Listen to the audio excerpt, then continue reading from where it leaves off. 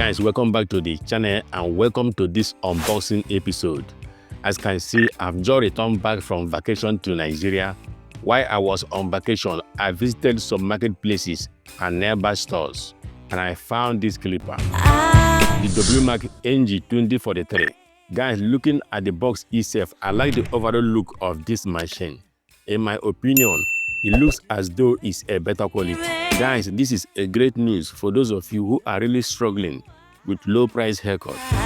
Having this type of clipper in your tooth kit would be a great option that could help you attract more clients and give a better haircut. Guys, that is all that matters. If you really want to increase your prices at the shop, you need to make sure that you have all the tools necessary on your station.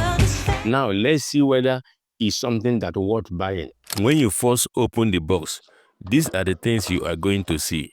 First is the clipper, a USB Type-C charging stand, charging cable, and here are the guards that come with the clipper.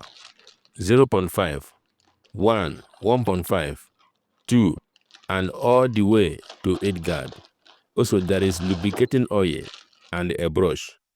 As you can see, the click lever is adjustable up to 4 cutting levels, starting from 20mm, 16, 12, 08, which is great for detailing. When it comes to the blade type, this is a high-quality precision metallurgy 4040C stainless steel taper blade. This type of molding technique gives the blade an edge of durability, precision, and sharpness. As for the motor, the clipper comes with a dual speed setup.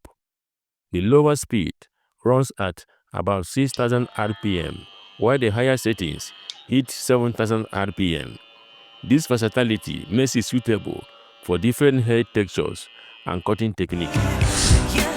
Guys, if you want me to make a separate review of this clipper after I have used it in a haircut, please let me know in the comments.